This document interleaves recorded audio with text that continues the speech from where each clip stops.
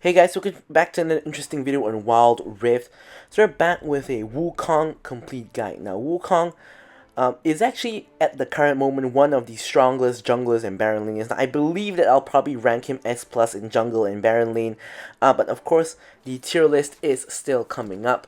Now I'm actually recording this video before patch 3.38 drops, but I think by the time the video releases, the patch should have dropped already, and you guys should have seen the patch notes review before this one, I believe, based on what the schedule is like, I think.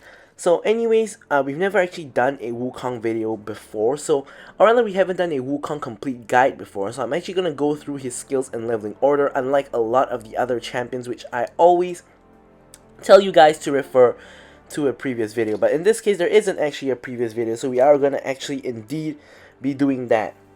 So anyways, as I mentioned, Wukong is a really strong Baron laner as well as a jungler. He's a very good team fighter because of his ultimate, and he has a lot of sustain because of his Q. And now with the latest buff on his W allowing him to pass through walls, he gets basically even better.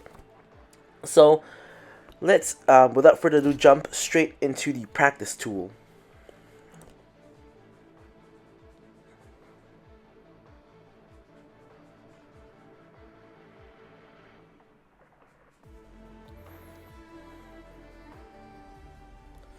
Alright, so here we have the practice tool. Now, depending on whether you're a Baron lane or jungle, if you're a jungle, you want to level your E first, because the E does give you some bonus attack speed, which helps with your clear. If you're in the Baron lane, you do want to level up your Q first for the extra sustain in the lane. But either way, at level 2, you will take either the Q or the E that you didn't take. So you will have both of your Q and your E at level 2.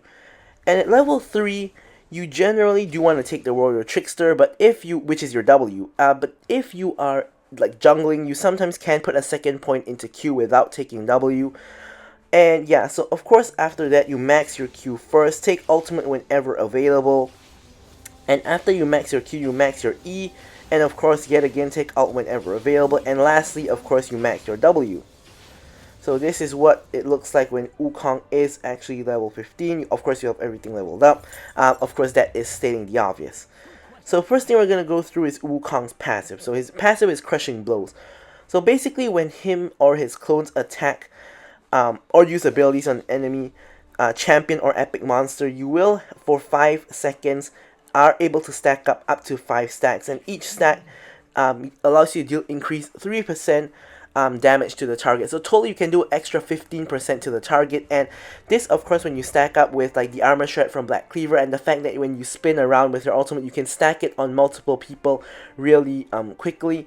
For both his passive and the Black Cleaver, you can really shred enemies really quickly, which is where his main damage comes from, because he sort of built a bruiser build, which we'll get into later, but this is mainly where his damage comes from.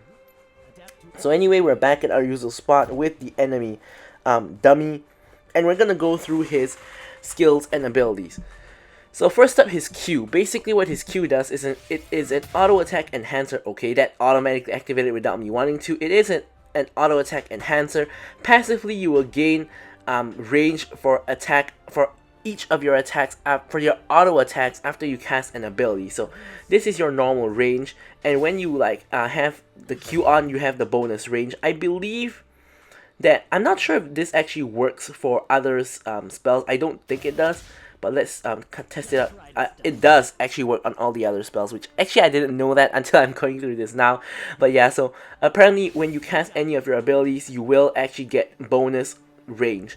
So when you do the active part of the Q, you will enhance your next auto attack to do bonus damage as well as heal yourself. And this is of course an auto attack reset. So what you can do is auto Q auto for the fastest damage output. So his W is a really short dash, which allows you to go invisible for a second, and you'll leave a clone behind for 4.5 seconds. And that clone will do basic attacks, as well as when you Q, that clone will Q as well. And yeah, so it will also actually activate your ultimate as well. So it will copy your Q and your ultimate. So this is what it looks like. Let me first set myself to 0 cooldown. It's just a short dash. We are invisible for half a second and then you appear. So some use cases for this is, for example, if you're coming in for a gank, say on mid lane, you can invis yourself for like half a second, which will allow you to reach somewhere around this region without actually being spotted. Then you could do something like you flash in and you ult or something like that. So basically the enemies won't see you as long as the bush isn't actually warded.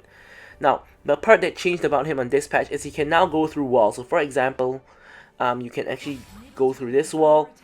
You can go through alright, you maybe can't go through that wall. Actually, I believe that you can because I did test it, but his W is very finicky. Like, it's really hard to dash through because you have a very short dash range. So you can really only dash through like thinner walls, like these. Like these are really easy to dash through, as you guys can see. These are really easy to dash through, but the thicker walls like this one that I was having problems with is a little bit harder to dash through, as you guys can see. It's, in my opinion, the Wukong dash is the easiest dash to fail out of any dash in the game. So you can actually go over the pit walls, but I have, as you guys can see, I have failed going through the pit walls as well, and that's kind of a problem when you're trying to go for a steal. Now, from what I know, you have to dash somewhere around the middle area of the pit walls to actually go through. But as you guys can see, it doesn't exactly work all the time as well. In the exact middle is the easiest to actually dash straight on through, but you can't always exactly get to the middle at every single point in time. Like, as you guys can see, on the side it's a lot harder to dash through than the middle. So just take note that the dash is not the easiest to execute.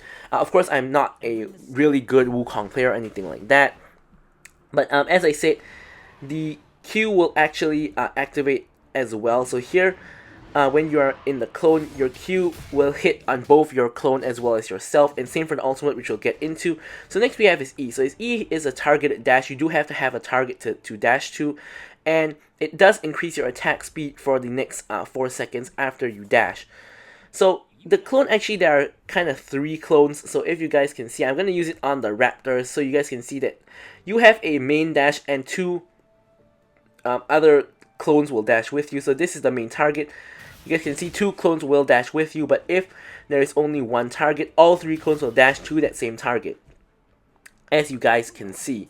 So there is a timer on the ability itself for the increased attack speed. So generally you do engage with your E to get the increased attack speed. And lastly, you have your ultimate. So your ultimate has 2 activations. So the first activation, you do get this knockup and then you spin around and deal damage. Then you get a second activation like this, where you can spin around again and knock everybody up. So you want to aim for those 5-man knockups. And something to note is that, okay, I can't really press and hold it to show you guys, but I'm going to go over here. So something to note is that when you reactivate it, you do actually gain 20% extra movement speed, or rather on both activations you do gain 20% movement speed. So it is relevant to know if you are trying to chase somebody down. This can help you actually catch up to them, to E onto them or something like that if they're really, really far away. And yeah, it also deals max health damage, so it does actually do a lot of damage against tanky champions. And yeah, that's pretty much what his ult does. So now, of course, his clone does activate it as well. So for example, if you're here and you clone out, then you ult, your clone will do the knockup and the spin as well, and will apply the damage as well. So that is something to note. And yeah, that's pretty much it for his skills and leveling order. Now we can move on to his build, runes, as well as his spells. So we do have quite a lot to cover here, of course, because this is the first ever complete guide I'm making for Wukong. But yeah, so here we have his build, as well as his runes and his spells. So of course, as I said, this is recorded in patch 3.3 right before 3.3a release, so we don't have the nerf on the Black Cleaver as well as the Divine Sunder yet, but even when they are nerfed, you still want to be building the same build. So first up, you want to start off with the Black Cleaver, which will of course give you all the stats that you want, but mainly you get it for that Sunder passive, which allows you to shred the armor of your enemies, as well as of course the rage for a little bit extra movement speed. So next up we have the Divine Sunder. It gives you all the same stats as the Black Cleaver, which is of course what you want as well. And after you cast the spell, you will get the Spellblade passive, which will give you armor shred, as well as, not armor shred, but it will give you healing as well as percent max health damage, which is really useful against tanky targets and just really good in general for Wukong and his sustain. For the boots, I generally go for one of the defensive boots, either plated steel caps or merc treads. And I like to go for the not Mercury's, I like to go for the Gargoyle's Stone Plate for the increased tankiness when you engage. Some other options you do have is something like the Proto Belt to gap close. You could go for like Zanya's or Stasis rather. It's pretty much a catch-all kind of enchant, but aside from that, I don't really like the rest of the enchant, so that's where I leave it at. So here are the last three items. You sort of have a lot of flexibility as to what order you build them, or if you even build them at all. Only the first two items are core. So into heavy AD teams, you generally want to go for Death's Dance as your third item, which will of course give you, yet again, it's patch 3.3, so this hasn't gotten nerfed yet. So I believe it will now only restore 10% of your max health, not 15%. So you do get armor ability haste and attack damage, as well as of course the cauterize, as well as the dance passive, which makes bruises really strong. This is a really strong item even after the nerf. Then we have a GA, of course, mainly for the revive, and a Starex, of course, to increase your base AD, as well as giving you more tankiness with that health and giving you the lifeline passive. Now, if you're really fed, something you could do is go for a GA earlier to prevent giving the shutdown. If there isn't like a lot of AD, you could go for Starex Gauge first, something like that. So the order that you build the items in, your last three items in, is really flexible. And you also have other options when it comes to your item options. So the first option that you have is of course the Maw of Malmortius if you are against a really heavy AP team comp and you still want a little bit of damage. And another option you have, of course, is actual armor penetration items, which is something like the Moral Reminder, as well as the Serelda's Grudge. Serelda's Grudge is really strong when you combine it with his ultimate, because you do get the knock-up followed by the slow, so enemies cannot run away. But personally, I don't really opt into an armor penetration item majority of the time, because you already have your Crushing Blows passive, which allows you to deal more damage to the team. You do have max health damage on both the Divine Thunder and your ultimate, so generally dealing with tanky targets isn't too big of an issue. And you also have the Black Cleaver passive, so generally dealing with tanky champions shouldn't be too much of an issue, so I don't really go for armor penetration when it comes to Wukong. And next up, you could actually build full-on defense items now. You could actually build something like Sunfire Aegis as well. Full-on defense items, Randuin's Omen, and pretty much Thornmail, Spirit Visage. Pretty much you can build any tank item, Dead Man's, etc., Frozen Heart, depending on what you need. But if you want to actually go for a full-on defense item, it is also possible. So for example, you could go for Randuin's Omen, like even go for it early if you're against like a multiple crit kind of comp. Like let's say there's a Yasuo mid, a crit ADC, and a Tryndamere top. You know, going for Randuin's will give you so much value, so that really makes sense. And just a small side note, this is of course for the jungle. Of course I gotta put on my smite, but anyways, if you're in the top lane, generally going for Divine Thunderer first is going to be really helpful, because a lot of champions go for Divine Thunderer first. So Divine Thunderer sort of needs to be countered by another Divine Thunderer to sort of cancel out the healing and the passive. So you generally go for that first, and you go for Black Cleaver second if you're in the top lane. And the rest of the itemization is basically the same. So for the runes, if you're in the top lane, what you want to get is you want to get the Grasp of the Undying, because Grasp is a really OP rune at the moment. Increases your damage by a whole lot. But if you're in the jungle, you want to take Conqueror. Now Conqueror of course now stacks up to 6 times and gives you a little bit of extra AD per stack, as well as giving you a little bit of extra Vamp per stack. Now you basically take this because you don't really have too much better options. You can't proc Grasp when you're in the jungle, so pretty much taking Conqueror is going to be better.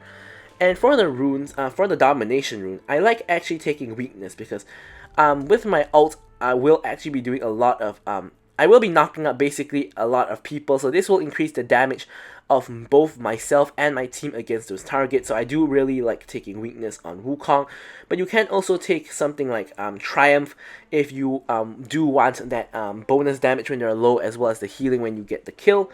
And for this second rune, Nullifying Orb, I don't think too useful in the jungle, but you can take the Hunter Titan for the tenacity, as well as the little bit of health is what I mainly recommend.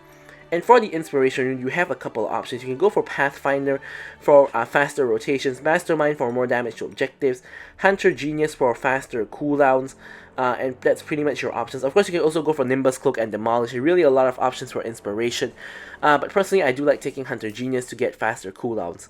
So in the jungle, obviously you take Smite and Flash. If you are in the Baron lane, you can take Ignite and Flash.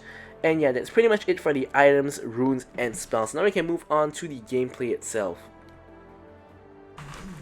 Alright, so now we're going to move on to the gameplay itself. So as usual, don't forget to like, comment, and subscribe. And any questions, queries, or remarks, just leave them in the comments below and I will be sure to address them. So as you guys can see, I am playing Wukong in the jungle, of course. And I have decided to start on Crux. Now there's two reasons why I decided to start on Crux. The first reason is that I'm planning to clear full red side. So it's a much smoother path to go Crux, red, raptors. Then from there I can either go for Skull, go for mid lane gank, or transition onto blue side. And the second reason is that as you can see, Teemo is giving me a leash. So Teemo has shorter distance to walk back to lane, so he won't lose hopefully any minions, or he'll lose at least less minions than what he would have if he was at the red buff. So anyways, I do manage to start off at the Krugs and get the Krugs. Of course, as I mentioned, starting off with my E to get the bonus attack speed since I am in the jungle. And here, of course, I leveled my Q, and I'm using the Q and E to clear the red buff. So now Wukong doesn't have the fastest clear. Now they did nerf Wukong such that his passive no longer applies onto jungle monsters. It did used to apply onto jungle monsters, where you did do increased damage to jungle monsters every time you attack the monster itself, but that no longer works on jungle monsters because they tried to kind of nerf Wukong out of the jungle into the Baron lane, but never really kind of worked out. Now his clear is just slower, but it is still acceptable. As you guys can see, with the help of a leash, you can actually get to the Skull at its relatively at its spawn timer, like spawns at 125. So here I can see Master Yi actually on his blue buff, and I do see that Yasuo is missing. I see Teemo's over there. So I see Yasuo is over here. I do realize that I can actually get the kill onto the Yasuo, and Master Yi does actually rotate over, so I do get the kill onto the Yasuo, but I do die to the Master Yi afterwards. Now there was two mistakes I kind of made. The first mistake was basically assuming that Master Yi would be greedy and finish his blue buff instead of rotating over. So I thought that I could kill the Yasuo 1v1 and then get a 1v1 against Master Yi, but obviously Master Yi rotated over straight away, so that was of course my mistake for thinking he wouldn't actually rotate straight away. And then after, I didn't actually smite anything for health because I was ignited by the Yasuo, so I was trying to wait out the ignite so that I don't have the grievous wound so that I can heal more, but that was way too greedy by me, so I do end up dying there. Either way, we're going to go for the opposite side Scuttle. Now we can see that the Ahri is nearby, so I know that she's obviously walking into that bush, so I know she's trying to steal it, so I'm just going to smite it away, and she basically can do nothing about it. So here I was going into my blue side jungle to clear. That's when I noticed that the Senna, who is relatively low HP, is chasing my Varus. Here I W for a little bit of invisibility, and then I go for my ultimate onto the Senna itself, smite, ultimate again, and a relatively easy kill onto the Senna. So anyways, now I'm going to go back into my blue side jungle to farm, of course starting off with the blue buff. Then I'll go into Gromp Wolves, and I can either reset or go back over to my red side. So Wukong's jungle clear, especially his first clear and like maybe second clear, is really slow. But when you get items and levels, of course in the later stages of the game, the jungle clear really isn't an issue anymore. It becomes really easy, just like any other jungler. But for the moment, you can really feel that his clear is kind of really slow, and it used to be really fast before they removed his passive. Applying on jungle monsters, but hey, you know, they don't really want Wukong to be part of the jungle, but I still think that Wukong is one of the best junglers at the moment, despite that, just because Wukong as a champion at the moment is really strong.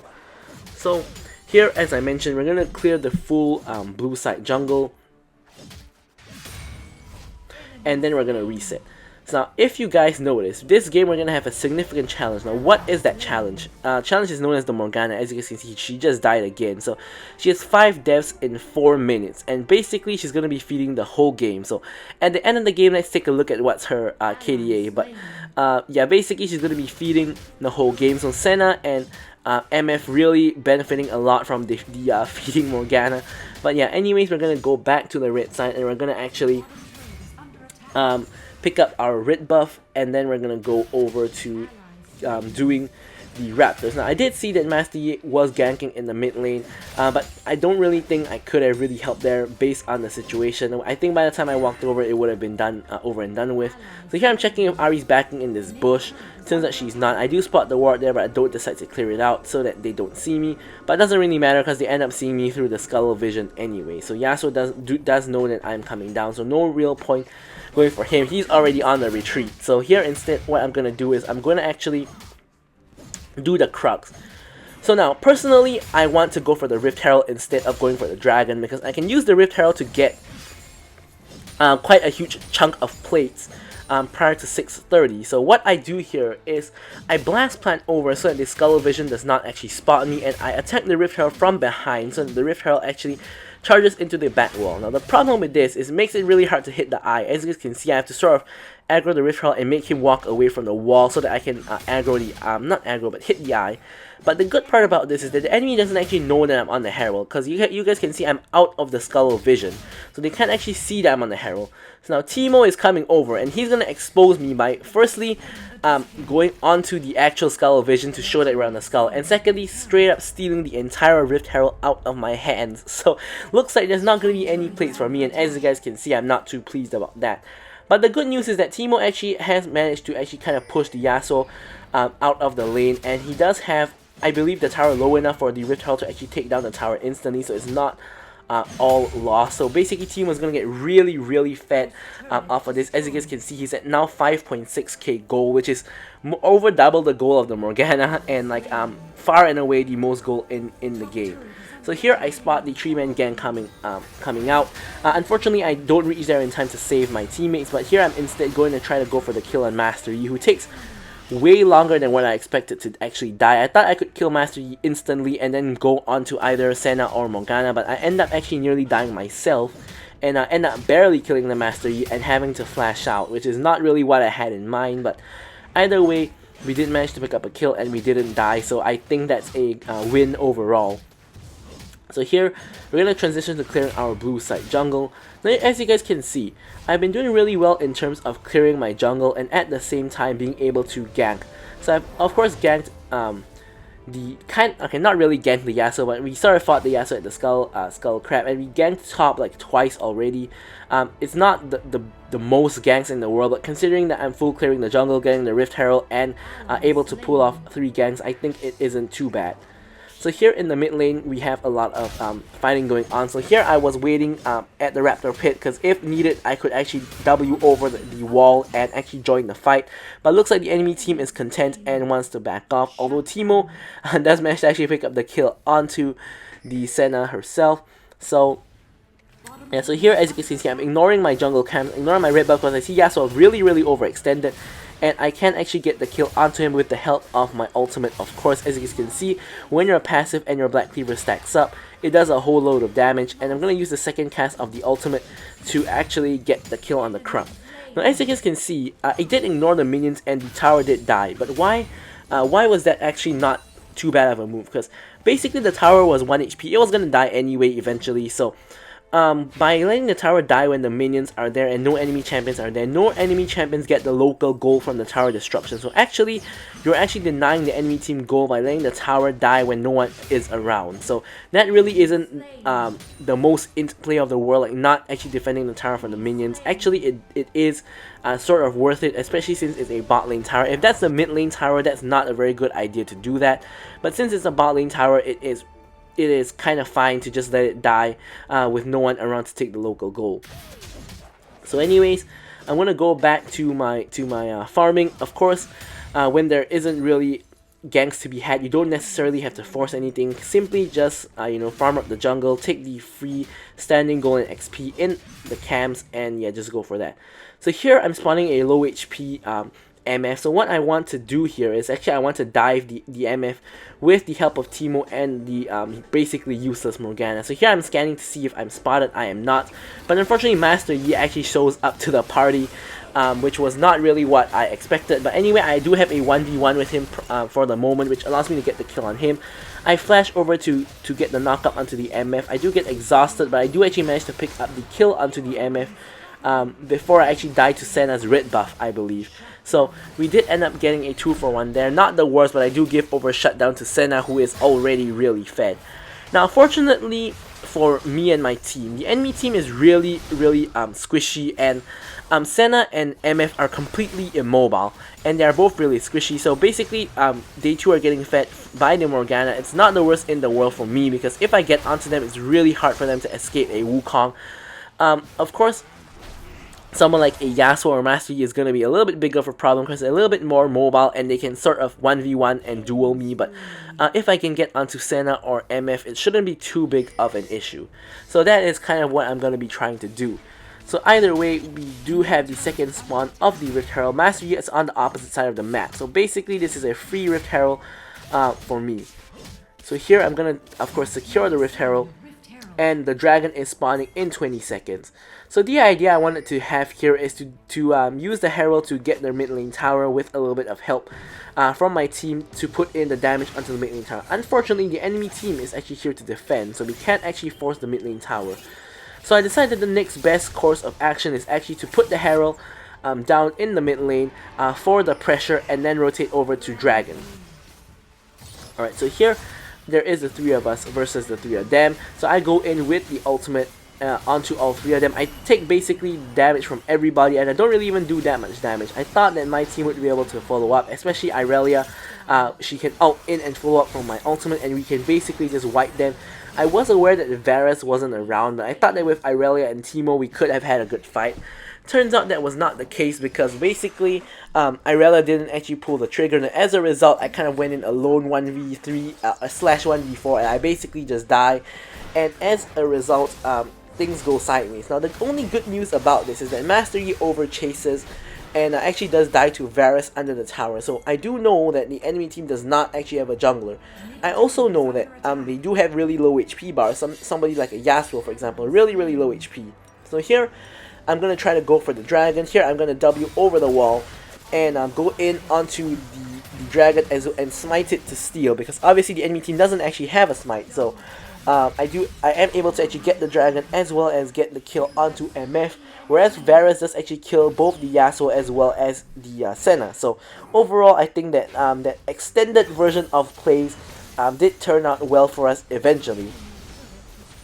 And yeah, and Yasuo didn't die, which actually allowed... Yasuo was alive when I E, which allowed me to actually go in to the dragon pit itself, and was able to use him basically as a taxi service to the dragon to actually smite the dragon before he died to the Varus.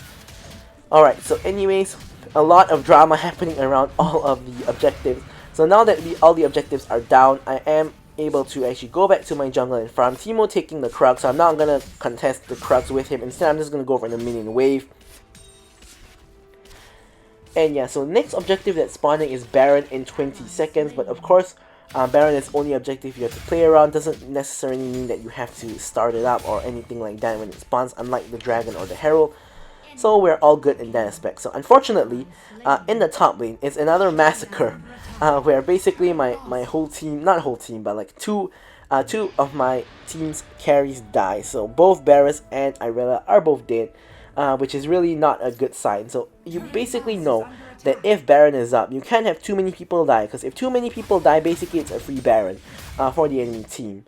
So we have to be very cautious of that. So here, Morgana dies yet again to the extremely fed Senna, and I have no idea what Morgana is trying to do over there. But here I'm spot out Senna. I'm trying to go over here to W over the wall, but I run into another 2 members of the enemy team. So instead, I'm just going to flash over the wall for the knockup. As I say, when I'm on Morgana, basically it's impossible for her to do anything.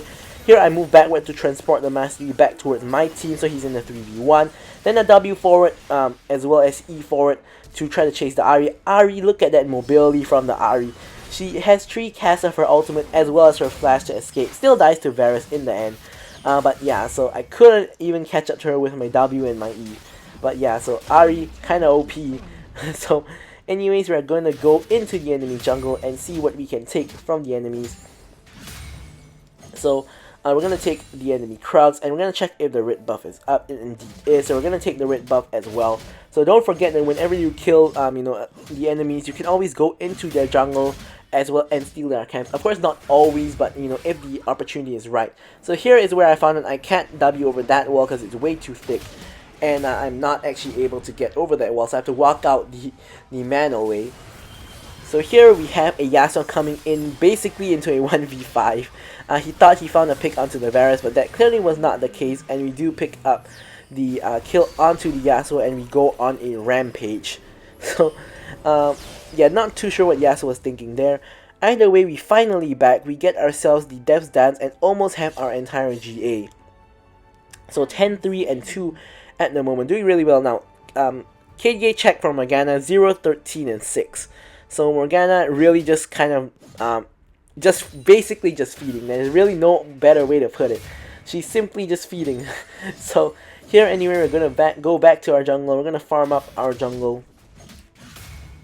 And Teemo yet again takes the Krugs. We're fine with that. We're just gonna take ourselves the red buff as well as the Raptors. And then we're gonna back because we can actually pick up the GA. Now GA is really important to pick up the moment you can. If at all possible, unless you have like a big Baron or Dragon fight where you really cannot back. If not, it's always important to back for GA as fast as possible, because basically it is an insurance policy where if you get caught out or if you go in and you die, you get that revive. So really, really important iron purchase there. So here we're just going to clear out the blue side as well. Really nothing too much happening. Dragon is going to spawn in about 45 seconds from now, and so we do have our entire jungle all cleared out. Morgana dies for the 14th time of the game. 0, 14, and 6 is her KDA now. So the enemy team kind of pushing out mid. So Teemo does have the push on the bot side, so he is able to actually pull a Master Yi all the way over to the bot side. So here I was typing to my team telling them to rush the dragon because the enemy jungler, is on the wrong side of the map. So basically the moment the dragon spawns is going to be a really easy pickup for us. Master Yi, even if he started walking over, the moment we lost vision of him, he would still be on the way over, and it would be tight on whether we get a free dragon or not, but either way he doesn't actually make it here, so we basically get a free infernal dragon. So overall 2 dragons for us, 1 dragon for them, but we got, in my opinion, the 2 better dragons, the ocean and the infernal. And yeah, so now Master Yi is on the opposite side of the map again. So here I was actually considering doing the Baron, but unfortunately Varus back, so we don't have the damage necessary to do that. Now as you guys can see, when you are the jungler, it's really important about where you are or not in vision, because if you're in vision on the wrong side of the map, it could basically give the enemy team a free Baron or a free dragon. Like if you're on the wrong side of the map, don't show in the lanes, like at the minions at the very least, or even better, don't be on the wrong side of the map. So here I do get the knockout onto Master Yi. Teemo poison finishes off the kill, and then I go onto the Ahri as well. And basically, as you guys can see, based on the Death's Dance healing, I'm still at full health after that exchange. Of course, with the Senna damaging me, that's not the case anymore. Senna, of course, really fed. Does a whole lot of damage to me, does land the root, and I managed to transport it to the rest of my team, but it doesn't really matter because she can't really do anything about it. And we do actually get the mid lane inhibitor. So here Master Yi and Ahri are dead, which is a result of when we were pushing into the second tier tower. So we do still have enough time to actually pick up the Baron. Master Yi coming up in about 15 seconds from now. Senna has to defend the base. I'm not sure exactly where Yasuo and Misfortune are at, although at the end of the match we did find out that Yasuo and Misfortune went AFK eventually. I think Yasuo probably went AFK after he went in the 1v5, and Misfortune went AFK somewhere along the line as well, but obviously they weren't AFK from the start. So here I see the 0 and 14 Morgana trying to take my red buff, so I'm gonna have to W over the wall, blast plant over, and of course secure my red buff. I'm not gonna give the red buff to a 0 and 15 Morgana, especially since she's building like AP as well, and she doesn't really need the red buff. And whereas I'm 11 and 3, so obviously red buff is going to be way better on me or Varus for that matter. So here I'm full build now. I have picked up the Sterix Gauge. And here we have Baron buff, so I'm pinging to push bot and top lane. And pretty much, even though I don't quite realize it at this time, by this point we're actually at a 3v5. So basically, this game is a guaranteed win by this point, because Yasuo and MF is basically no longer in the picture. So here, we're deciding to basically push top lane. Morgana, of course, doesn't really get the memo, so she pushes bot lane instead. Technically, it's not the worst play, but I don't know if she's gonna die again because of that. So anyways, here the Elder Dragon is going to be spawning in 20 plus seconds, but it really doesn't matter because we don't actually even need the Elder Dragon anymore to win. So the Baron is good enough. All 3 members of the enemy team go to bot lane to kill the Morgana. So Morgana with her 16th death of the game, but doesn't really matter because actually that was kind of good because she did distract all the enemies, allowing us to pick up the top lane inhibitor. Here I go in with my ultimate, tank up the base, and basically just playing for kills at this point because the Baron minions will end the game. So here we do get the kill onto the Master Yi. I'm going for the Senna, but the minions end up ending the game already. We have like 6 cannon minions on the base itself. So anyways, as usual, I'm going to leave you guys with the stats. So thank you guys so much for watching the video, and goodbye.